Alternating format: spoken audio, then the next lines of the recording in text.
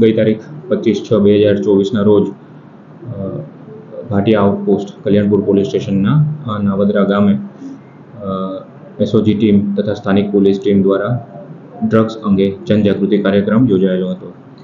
જે કાર્યક્રમ દરમિયાન એસઓજી ટીમ તથા સ્થાનિક પોલીસને એક અંગત રાહે બાતમી મળતા કે એક ફલાણા વ્યક્તિ પાસે ડ્રગ્સ એના ઘરે સાચવીને રાખેલું છે।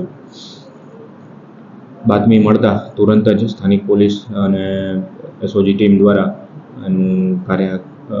લગત કાર્યવાહી કર્યા બાદ પીઆઈ શ્રી આરબી સોલંકી તથા કેપી ઝાલા પીએસઆઈ શ્રી નાઓ દ્વારા સદર ઈસમના ઘરે રેડ કરતા ત્યાં અમને ડ્રગ્સનો જથ્થો મળેલ છે।